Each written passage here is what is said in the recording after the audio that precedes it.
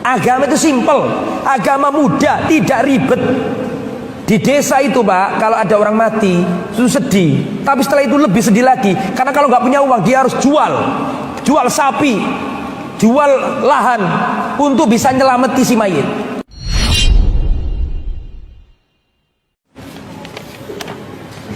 Assalamualaikum Ustaz. Waalaikumsalam warahmatullahi wabarakatuh. Afwan, ibu saya mau merayakan 3 tahun meninggalnya kakak saya. Kematian yang dirayakan. Sebenarnya ibu saya tahu itu tidak diperbolehkan, tapi mungkin karena sungkan dengan menantu dan besan, ibu saya tetap berencana mau merayakan. Yang saya tanyakan, apakah saya boleh membantu memasak karena saya nggak tega ibu saya yang sudah sepuh untuk memasak sendiri, atau bagaimana seharusnya sikap yang saya lakukan Ustaz? Mohon dijelaskan. Begini, saya ingin menjelaskan agak luas dikit nih. Saya tanya, tolong dijawab. Orang mati sudah pernah terjadi di zaman Nabi apa enggak? Sudah. Nabi sudah pernah ditinggal wafat keluarganya apa enggak? Seharusnya enggak ada khilaf. Saya ulangi ya. Di zaman Nabi sudah ada orang mati apa enggak? Jawabannya sudah ada. Apakah Nabi sudah pernah ditinggal mati keluarganya? Jawabannya, Nabi sudah pernah ditinggal mati keluarganya, bahkan banyak. Putra beliau semuanya wafat sebelum Nabi. Qasim, Abdullah, Ibrahim wafat sebelum Nabi. Tapi itu kan belum balik Ustaz, nggak perlu ditahlili dan diselamati. Oke, masih ada anak Nabi yang lain, Ruqayyah, masih ada lain, Zainab, masih ada yang lain, Ummu Kulthum. Mereka wafat dalam kondisi sudah menikah semuanya. Lebih dari itu, Rasulullah pernah ditinggal wafat kekasihnya. Siapa? Khadijah binti Khuwailid. Rasulullah SAW pernah ditinggal kekasihnya Zainab binti Khuzaimah. Sehingga kesimpulannya, di zaman Nabi sudah ada orang wafat. Kesimpulan kedua, Rasulullah sudah pernah ditinggal mati oleh keluarganya. Betul apa tidak? Harusnya nggak ada khilaf dalam masalah ini, karena sudah ada contoh dari Rasulullah. Nah Ustaz, kalau Rasulullah ditinggal wafat bagaimana Ustaz? Dengarkan, catat.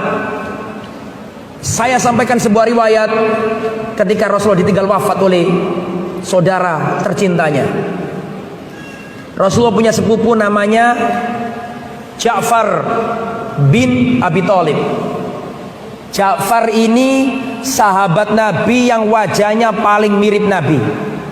Antum kalau ditanya siapa sahabat Nabi yang wajahnya paling mirip Nabi, jawabannya Ja'far bin Abi Thalib. Ja'far ini yang awal-awal hijrah kemana? Habasyah. Waktu pulang-pulang Rasulullah sudah di Medina, nggak di Mekah lagi.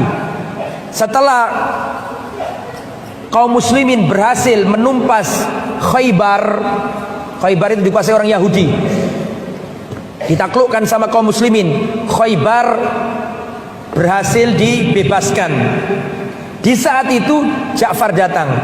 Saking senangnya Nabi, sampai Nabi mengatakan, aku nggak tahu sebenarnya aku ini bahagia karena apa, karena kemenangan Khaybar ataukah karena kedatangannya Ja'far. Paham maksud saya? Berarti Nabi senang nggak sama Ja'far? Berarti Nabi cinta nggak sama Ja'far? Cinta sangat luar biasa. Wajahnya mirip Nabi. Dalam perang Mu'tah, Ja'far wafat. Ja'far wafat. Berarti kesimpulannya kan Rasulullah ditinggal mati orang yang ia cintai. Betul apa enggak? Nah sekarang apa yang dilakukan Nabi? Ya ini yang harus dicatat. Dan tirulah nabimu.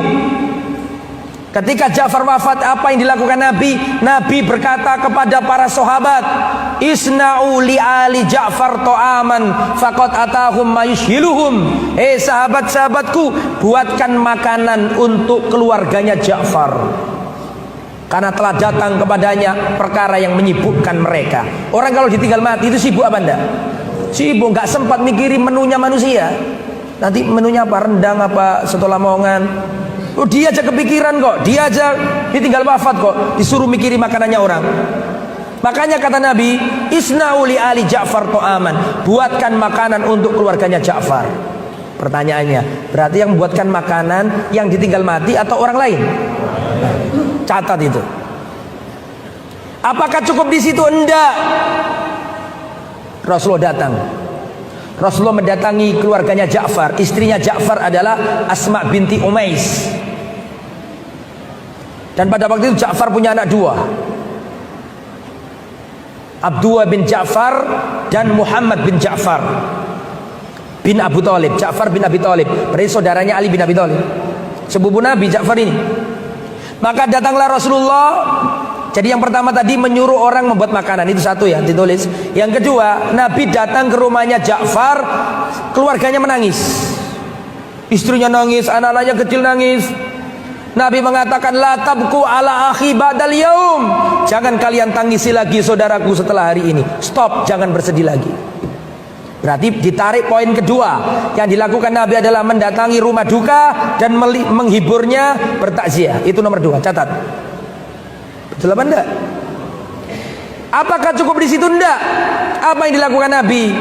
Nabi berkata kepada orang-orang di rumah itu, mana anaknya Ja'far? Mana anaknya Ja'far?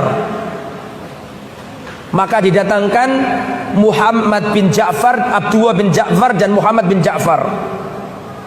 Perhatikan kata Rasulullah, adapun Abdullah bin Ja'far ini mirip Ja'far, berarti mirip aku. Paham nggak maksudnya? Adapun Muhammad ini mirip pamanku Abu Thalib.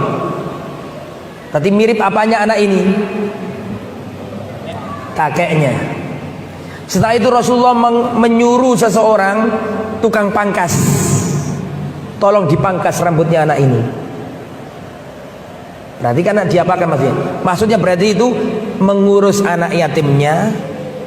Berarti di situ poinnya adalah mengurus anak yatimnya, merawat anak yatimnya, membagusi apa yang nggak bagus dari anak yatim itu. Jelas ya? Setelah itu istrinya Ja'far datang ke Nabi nangis. Ya Rasulullah, anak-anakku bagaimana ini? Kata Rasulullah, apakah kau menangisi anak-anaknya Ja'far, sedangkan aku adalah wali dari anak-anak itu? Berarti apa kesimpulannya di situ? Mengkafil, membiayai dan merawat anak yatimnya. Logikanya itu Pak, anggaplah kita nggak pakai agama, sudah habis, nggak pakai agama misalnya, kita pakai sosial saja. Kalau ada orang kena penyakit, kena kesulitan, kena musibah, harusnya orang yang nolong apa dia ngasih makan orang? Logika sosial ya. Kalau orang kena musibah itu dia apakan? Ditolong. Agama itu simple, agama mudah, tidak ribet. Di desa itu Pak, kalau ada orang mati itu sedih, tapi setelah itu lebih sedih lagi, karena kalau nggak punya uang dia harus jual sapi, jual lahan untuk bisa nyelameti si mayit. Ini fakta loh, bukan katanya orang. Waki wong desa ngerti kejadian di desa itu. Sudah keluarganya pas-pasan, ditinggal mati oleh keluarganya, bingung, harus diselamati, jual ini jual itu. Setelah itu jalan jangka dekat, berapa bulan keluarganya satu mati lagi, jualan lagi. Islam tidak sedolim itu. Agama yang mudah, yang enak, yang sesuai fitrah. Ada orang susah ditolong. Jelas ya? Jadi kematian sudah ada di zaman Nabi. Nabi ditinggal wafat sudah pernah. Maka contohlah yang dilakukan Nabi ketika ditinggal wafat oleh keluarganya. Para sahabat mengatakan, kunna na'uddu al-ijtima', kami menganggap kumpul-kumpul di rumah orang mati dan dihidang-hidangkan makanan minan niyaha, termasuk meratapi mayit. Yang ngomong siapa ini? Sahabat Nabi. Kunna na'uddu al-ijtima' inda ahlil mayyit. Kami menganggap, kami para sahabat Nabi mengkategorikan, menganggap kumpul-kumpul di rumah orang mati sambil dihidangkan makanan minan niyaha, termasuk meratapi mayit. Dan antum tahu nggak bahaya meratapi mayit? Dengarkan. Rasulullah mengatakan, yu'adzabul mayyit bima niha alaihi. Mayit akan diazab karena ratapan keluarganya. Sayang nggak antum sama saudara kita yang wafat tadi? Kalau sayang justru jangan pakai itu, karena itu meratap. Meratap itu bisa berakibat terazabnya orang yang diratapi. Nabi yang ngomong, hadis Muslim, Bukhari, yu'adzabul mayyit bimaniha alai, mayit akan diazab karena ratapan keluarganya. Dan salah satu meratap menurut tafsirnya sahabat adalah kumpul-kumpul di rumah orang mati sambil dihidangkan makanan. Anda sayang, kalau sayang jangan lakukan.